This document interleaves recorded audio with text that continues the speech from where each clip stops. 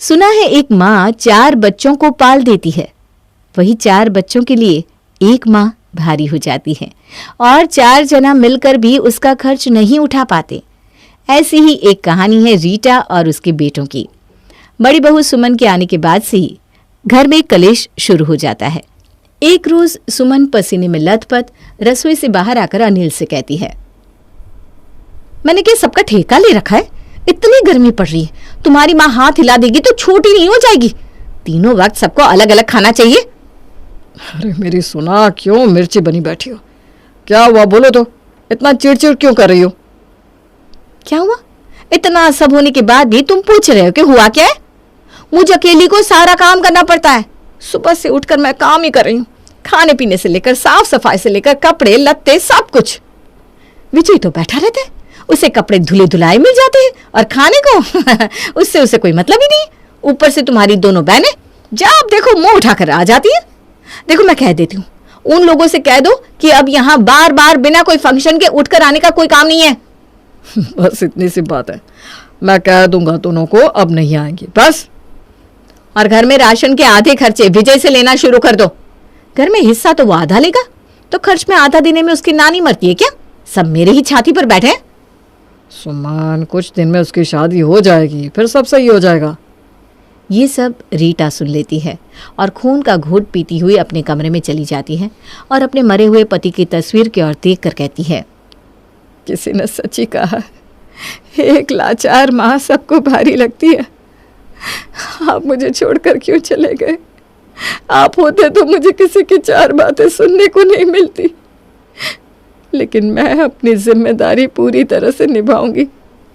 मैं विजय की शादी करवा दूंगी। रीटा विजय के लिए लड़की देखने लगती है।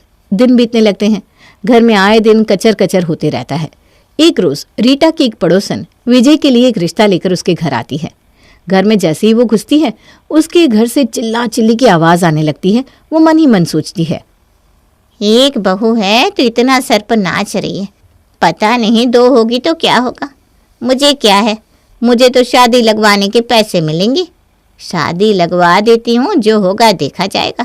कौन सा मुझे रहना है यहाँ। पड़ोसन रीटा को आवाज देते हुए घर के अंदर आती है। रीटा बहन, मैं बोलूँ, मैं अपने विजय के लिए रिश्ता लेकर आई हूँ। अच्छा बताओ, लड़की क्या करती है और कैसी है? सुंदर तो है ना? मेरी बहू सुंदर होनी चाहिए। हाँ हाँ, सुंदर है ना। 4 घंटे की दूरी पर उसका घर है, आने जाने में भी कोई झंझट नहीं होगा। क्या बोलती हो? तुम लोग ना आज ही रिश्ता पक्का कर दो, चट मंगनी और पट शादी। अनिल, अनिल सुन रहे हो ना? कल चलते हैं प्रिया को देखने, लड़की अच्छी लग रही है मुझे।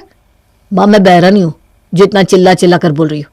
मैं भी चाहता हूँ कि जल्दी से विजय की शादी हो जाए ताकि लफड़ा ही सलट जाए। सुमन भी तुम्हारे नखरों से परेशान हो गई है। अनिल की बातों से रीटा का कलेजा फटा जा रहा था, लेकिन फिर भी वो उफ तक नहीं करती। अगले दिन सब प्रिया के घर आते हैं। प्रिया को देखने से पहले सुमन या कोई और कुछ कहता, उससे पहले ही पड़ोसन कहती है, इस रिश्ते को भूल कर भी हाथ से जाने मत देना। पता है ना, लड़की मिलना बहुत मुश्किल है, ऊपर से अच्छा खासा दहेज मिल रहा है, सो अलग। हाँ भैया, देखने की क्या जरूरत है, 35 लाख कोई कम नहीं होता। हाँ बोल दीजिए मम्मी जी। अरे माँ को क्या बोल रही हो? तुम हाँ बोल दो, आखिर इस घर की बड़ी बहू तो तुम हो। सुमन प्रिया को देखे बिना ही कहती है, हमें तो प्रिया पसंद है भाई। ऐसे कैसे? आपने तो अब तक उसे देखा भी नहीं। अरे देखना क्या है, जब उसके परिवार को देख लिया तो उसे ही देख लिया समझो। जब माँ इतनी सुंदर और सुलझी हुई है तो प्रिया भी अच्छी होगी। ये बात तो है। ठीक है, फिर हमारी तरफ से रिश्ता पक्का समझिए। प्रिया और विजय का रिश्ता पक्का हो जाता है। अनिल की आंखों के आगे तिलक के पैसे घूमने लगते हैं। जैसे ही तिलक के पैसे रीटा के हाथों में आते हैं, अनिल रीटा के पास जाकर कहता है, माँ तुम क्या करोगी पैसों का? शादी के खर्चे तो मुझे ही मैनेज करने हैं और पैसे तुमने अपने पास रख लिए। तुम्हें तो खुद ही मुझे दे देने चाहिए, लेकिन अब तुमसे कहे कौन। चलो दे दो पैसे। मुझे तो कुछ नहीं करना, लेकिन बहू के जेवर इन्हीं पैसों से बनेंगे, फिर बहू के कपड़े लत्ते। इन पैसों पर सुमन का भी हक है। इतने दिनों से तुम्हारे लिए खाना बना रही है ना, ये नहीं कि उसके लिए भी एक जेवर बना दो। जो आई नहीं उसकी चिंता है तुम्हें। अरे नहीं नहीं बेटा, ऐसा नहीं है। ले तू रख ले पैसे और देख ले क्या करना है। अनिल पैसे लेकर चला जाता है। इधर विजय को प्रिया फोन करके कहती है, विजय जी, मेरे पापा ने आज आपकी माँ को 35 लाख दिए हैं। देखा जाए तो उन पैसों पर आपका हक है। ये लोग खर्च कर दे, उससे पहले आप अपने हाथ में ले लो। हाँ, तुम ठीक बोल रही हो, मैं अभी घर जाता हूँ। विजय उसी वक्त अपने घर जाता है और रीटा से कहता है, माँ, प्रिया के घर से जो पैसे आए वो कहाँ है? वो तो अनिल ने ले लिए बेटा। भैया ने? वो कैसे ले सकते मेरे पैसे? उन पैसों पर मेरा हक है। वाह जी वाह, पैसे देखते ही लालच आ गया। सोचा कि सब हजम कर जाएंगे और शादी का खर्चा बताकर मेरे पैसे लूट लेंगे। विजय अनिल के पास जाकर दहेज के पैसे मांगता है। मुझे पैसे दे दीजिए भैया। तुझे क्यों? शादी का खर्च कौन देगा? वो सब मैं खुद देख लूंगा, आपको कुछ करने की जरूरत नहीं है। अच्छा, लुगाई के आने से पहले ही उसकी गुलामी करने लगा है। बहुत अच्छा सिखाकर भेजा है। आपसे ही सिखाए सब कुछ। आप भी तो भाभी की गुलामी ही करते रहते हैं ना। उनकी एक बोली पर सबसे लड़ाई झगड़े कर लेते हैं। बहुत बोली निकल रही है तेरी। प्रिया के आते ही तुझे अलग कर दूंगा। फिर भला मैं क्यों करूं सबका? सबको अपने पैसे दिखते हैं, और जो इतने दिनों से मेरे पैसों पर राज कर रहे हो उसका क्या? मैं अपने खर्चे खुद करता हूँ, और रही बात खाने की, तो उसके पैसे भी भाभी मुझसे कैसे न कैसे ले ही लेती है। मुझे भी आपके साथ रहने का कोई शौक नहीं है। विजय 10 लाख में ही शादी की पूरी तैयारी और सब कुछ कर लेता है और बाकी पैसे बैंक में लगा देता है। शादी बहुत अच्छे से हो जाती है और प्रिया रीटा के घर आ जाती है। प्रिया के आते ही सुमन और अनिल का रवैया उसके तरफ बदल जाता है। आओ देवरानी जी, बहुत दिनों से मैं काम कर रही हूँ। अब कुछ दिन तुम भी काम कर लो। आने से पहले ही मेरे देवर को भड़का दिया। अब तो आ गई हो। इतने लोगों का काम करोगी ना, तब पता चलेगा। भाभी, आप कुछ भी बोले जा रही हैं। मुझसे मुंह लगाना भारी पड़ जाएगा आपको। प्रिया अपने कमरे में चली जाती है और आते ही अपने तेवर दिखा देती है। इधर प्रिया की बोली सुनकर सुमन का खून खौलने लगता है और वो तेज से कहती है, देवर जी, अपनी फूलझड़ी को समझा लीजिए। दहेज का रोब ना दिखाए। मेरे घर वालों ने भी कोई कम नहीं दिया था। मम्मी जी, कह दे रही हूं, मेरी रसोई में ये लड़की नहीं घुसनी चाहिए। विजय को भी गुस्सा आ जाता है। वो अपना मोबाइल फेंकते हुए कहता है, प्रिया रसोई में जाएगी, मैं भी देखता हूं कौन उसे रोकेगा। अरे, ये मेरी रसोई है, अपनी बीवी के लिए चाहिए तो अलग बना लो। बहुत हो गया माँ, अब बंटवारा कर लो। अलग रहेंगे वही अच्छा है, वरना खा पीकर सब गुण चोर बन जाते हैं। हाँ माँ, बंटवारा कर ही दो। मेरी शादी होते ही सबके रंग दिख रहे हैं। ठीक है, दोनों भाई एक एक फ्लोर ले लो। मेरा क्या है, मैं तो अनिल के स्टोर रूम में रह जाऊंगी। क्यों? मेरे फ्लोर पर क्यों? विजय के फ्लोर पे भी तो स्टोर रूम है। अरे ठीक है, मैं विजय के फ्लोर में रह जाऊंगी बस। अरे मेरे फ्लोर में क्यों रहेंगी माँ? भैया बड़ा है तो उसके पास रहेगी ना। क्यों, तुझे माँ ने खाना नहीं खिलाया कभी? रीटा की आंखें भर आती है। वो रोते हुए कहती है, तुम दोनों लड़ो मत, मैं अनाथ आश्रम चली जाऊंगी। मुझे किसी पर बोझ नहीं बनना। तभी रीटा की दोनों बेटी कहती हैं, तुम दोनों ने तो हद कर दी है, नाक में दम कर दिया है। हमने सोचा कि ठीक है, हमारे आने से दिक्कत है तो हम नहीं आएंगे। अब तो तुम दोनों को माँ को रखने में भी प्रॉब्लम हो रही है। एक ही तो औरत है, उसी के घर में रह रहे हो और उसी को रखने को तैयार नहीं हो। अगर माँ अनाथ आश्रम गई तो हम दोनों बहनें भी इस घर में हक लेंगी और तुम दोनों पर केस कर देंगे। अनिल और विजय के तो तोते उड़ जाते हैं। माहौल को बदलने के लिए अनिल कहता है, अभी सब शादी से थके हैं, इस मैटर पर कल बात करते हैं। अभी सब अपने अपने कमरे में सोने चलो। सुमन तो ऐसे ही कहती रहती है। कल का खाना मेरी रसोई में ही बनेगा। सब अपने अपने कमरे में चले जाते हैं। रात भर सुमन और अनिल आपस में खिचड़ी पकाते हैं। ऐसा दांव फेंकूंगी कि चारों खाने चित। अगले दिन प्रिया तैयार होकर नाश्ते की टेबल पर आती है। सब नाश्ता करने लगते हैं। तब अनिल कहता है, किरण और संगीता, मैंने सोचा है माँ हमारे साथ ही रहेंगी। 15 दिन मेरे साथ और 15 दिन विजय के साथ। इससे हम दोनों को भी आराम रहेगा और माँ को भी दोनों बेटों का प्यार मिलेगा। ठीक है, मुझे कोई दिक्कत नहीं है। मैं तो हमेशा से माँ को साथ ही रखना चाहता हूँ, लेकिन अब भैया नहीं चाहते तो। ठीक है, अब तो दोनों को कोई दिक्कत नहीं है ना? प्रिया अभी नई नई आई है तो पहले माँ उसके पास रहेंगी ताकि उससे भी घर के नियम पता चल सके। जैसा ठीक लगे। अब घर का बंटवारा हो जाता है। सब रिश्तेदार और किरण और संगीता सब अपने अपने घर चले जाते हैं। रीटा विजय और प्रिया के साथ उनके फ्लैट में रहने लगती है। हफ्ते भर में ही प्रिया एक रोज रीटा से कहती है, मम्मी जी मैं और विजय 2 दिन के लिए घूमने जा रहे हैं, आप अपना खाना खुद बनाकर खा लेना। ठीक है बहू, जाओ तुम लोग। प्रिया अपनी पैकिंग करती है और रास्ते के लिए बहुत सारा खाना बनाती है। नाश्ता देखकर रीटा कहती है, बहू जब तुम निमकी बना ही रही हो तो मेरे लिए भी बना दो, मेरे नाश्ते का भी काम हो जाएगा। आपको बस पता चलना चाहिए, आपके लिए ना भाभी सही है, सूखी रोटी देती है ना, हाँ वही सही है आपके लिए। बेटा बहू निमकी खा ले, कैसे बर्दाश्त होगा आपसे? रीटा की आंखें भर आती है। नाना बहू मैंने तो ऐसे ही कह दिया था, बहुत दिनों से निमकी नहीं खाई थी ना। नहीं खाई थी तो बना लेती, मेरे खाने को देखकर रोने की क्या जरूरत थी? रीटा कमरे से चली जाती है। प्रिया और विजय घूमने के लिए निकल जाते हैं। यहाँ रीटा अपना खाना पीना खुद ही बनाती है, अपने कपड़े खुद ही धोती है। पूरा दिन काम करके रीटा को बुखार हो जाता है। बुखार में तपने के कारण रीटा उठ भी नहीं पाती और किरण को फ़ोन करके कहती है, बेटा तू आ जाएगी क्या? मुझसे कोई काम नहीं हो रहा, उठा भी नहीं जा रहा। माँ तुम रुको, मैं अनिल को अभी तुम्हें डॉक्टर को दिखाने को कहती हूँ। किरण अनिल को फ़ोन करती है। माँ की तबीयत इतनी खराब है, डॉक्टर को दिखा दो और सुमन से कह दो कि माँ के लिए गर्मा गर्म कुछ खाने को बना दे। मुझे तो पता ही नहीं था माँ बीमार है। देख लो अपने लाडले भाई को, माँ को छोड़कर चला गया, ये नहीं कि मुझे बता दे, मैं अपनी माँ का ध्यान रख लेता।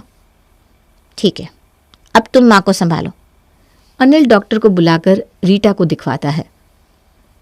इन्हें कुछ नहीं हुआ, बस थकावट के कारण फीवर है। माताजी आप पेट भर के खाना खाइए। मम्मी जी आपको खाने का क्या मन है, मुझे बताइए, मैं बना देती हूँ। बहू मुझे ना गर्मा गर्म हलवा खाने का मन हो रहा है, बारिश हुई है ना। अभी बनाती हूँ माँ जी। सुमन धीरे से अनिल को कहती है, मैं क्यों अपनी रसोई में हलवा बनाऊं? मम्मी जी तो अभी उसकी पारी में है ना, हम दोनों का भी यहीं बना लेती हूँ मैं। और नहीं तो क्या, तुम्हें क्या लगता है मैंने ऐसे ही डॉक्टर को पैसे दे दिए, वो विजय के आने पर उससे ले लूँगा मैं। सुमन विजय के फ्लैट में ही हलवा बनाती है और तीनों मिलकर खाते हैं। फिर सुमन रात का खाना भी वहीं बनाती है। मम्मी जी अब आपको अकेले तो नहीं छोड़ सकते, तो हम भी यहीं खा लेते हैं। हाँ हाँ बहू यहीं रहो तुम। सुमन आराम से एसी चलाकर बैठ जाती है और पूरी रात एसी चलाकर रखती है। तब से विजय के आने तक अनिल, सुमन, रीटा के साथ विजय के फ्लैट में ही रहते हैं और उसके ही घर का सब सामान इस्तेमाल करते हैं। कुछ दिनों में विजय आ जाता है। सुमन और अनिल अपने फ्लैट में चले जाते हैं। आते ही अनिल विजय से कहता है, माँ की तबीयत खराब हो गई थी, डॉक्टर के 1000 रुपये और दवाई के 1000 रुपये दे देना मुझे। अरे आपने दे दिए ना, अब क्यों मांग रहे हैं? अरे माँ की जिम्मेदारी तुम्हारी थी ना, हिस्सा लेने के वक्त भी कहते थे, आपने दे दिया तो क्या हुआ? अरे दे रहा हूं।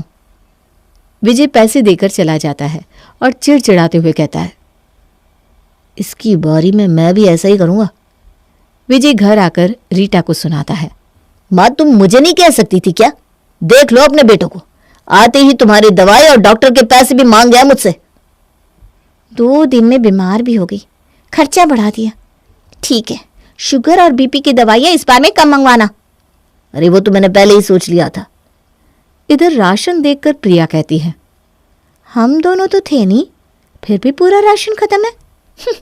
भाभी ने तो पूरा मौज किया है हमारे घर में, एसी भी खूब चलाई है, बिजली बिल बहुत आएगा इस बार। अपने फ्लैट में तो एसी नहीं है ना, पर इसका मतलब ये तो नहीं कि दूसरे के बिल की कोई फिक्र ही ना करो।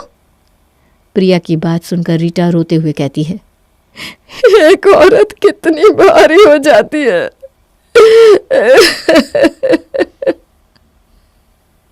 जैसे तैसे इसी तरह दिन बीतने लगते हैं। 15 दिन पूरे हो जाते हैं। विजय रीटा का सारा सामान लेकर अनिल के फ्लैट में छोड़ देता है। लो भैया, अब माँ तुम्हारी जिम्मेदारी। देख लो माँ का वजन बढ़ गया है। मेरे पास तो माँ बहुत खुश थी। अच्छे से रखना माँ को। तू मुझे मत सिखा, अभी तक मैंने ही माँ को रखा था। 15 दिन क्या रख लिया, खुद को तोप समझ रहे हो? सुमन के पास आते ही सुमन रीटा के साथ वैसे ही पहले की तरह व्यवहार करने लगती है। माँ, तुम्हारे पेंशन के जो पैसे आ रहे थे, क्या हुआ उसका? वो तो विजय ने ले लिए बेटा, मैं क्या ही करूंगी, पैसों का जो है तुम लोगों का ही है। अभी तक तुमने मुझे तो दिया नहीं, इतने दिनों से मैं मांग रहा था ना। अरे वो सारे पैसे मैंने विजय की शादी में लगा दिए बेटा। सब विजय के लिए, जैसे मैं तो कोई हूं ही नहीं। ठीक है, अब तुम्हारे पेंशन के पैसे मुझे देना, तुम्हारी दवाई का खर्च तो निकल जाएगा, मेरा हाथ वैसे ही टाइट है। ठीक है बेटा। रीटा अपने पेंशन के पैसे अब अनिल को देने लगती है। सुमन रीटा से कहती है, मम्मी जी बैठ के खाना नहीं मिलेगा, मैं अभी दिन भर काम करके थक जाती हूँ। एक आदमी के पीछे काम बहुत बढ़ जाता है। आप सुबह जल्दी उठती है ना, तो सुबह की चाय और शाम की चाय खुद बनाया करिए। ठीक है बहू, अब मेरे पास कोई रास्ता भी तो नहीं है। रीटा बेचारी मजबूरी की मारी जैसा जैसा जो कहते वो करती रहती और इसी तरह अपने दिन काटने लगती है। जैसे तैसे अनिल के पास भी रीटा के 15 दिन पूरे होने को होते हैं। तभी अनिल के ससुराल से फोन आता है कि सुमन की माँ का देहांत हो गया है और उन्हें जाना होगा। हड़बड़ाते हुए अनिल सुमन से कहता है, हमें अभी तुम्हारे मायके चलना होगा, मैं माँ को विजय के पास छोड़कर आता हूँ। अनिल रीटा को विजय के पास छोड़ने जाता है, पर अनिल को देखते ही विजय कहता है, भैया अभी 15 दिन पूरे होने में 2 दिन बाकी है, 2 दिन का खर्चा दे दो, फिर तुम्हें जहां जाना होगा चले जाना। अरे मैं आकर दे दूंगा ना। नहीं नहीं भैया, मैं भी बाहर से ही आया था, फिर भी आपने मुझसे उसी वक्त पैसे लिए थे, तो अभी उसी तरह से दे भी दीजिए। अनिल 2 दिन का पैसा देकर सुमन को लेकर अपने ससुराल चला जाता है। इधर इन सब से रीटा का मन बहुत दुखी हो जाता है और रात को मौका पाकर रीटा घर से वृद्धाश्रम चली जाती है। जब पेंशन के पैसों से ही अपने खर्च उठाने हैं तो मैं खुद ही उठा लूंगी, कम से कम बोझ बनकर किसी पर रहना तो नहीं होगा। एक माँ 4 बच्चों को पाल देती है लेकिन 4 बच्चे एक माँ को नहीं पाल पाते हैं। मुझे अब उनके साथ नहीं रहना। रीटा अब अपनी इस नई दुनिया में ज्यादा खुश थी।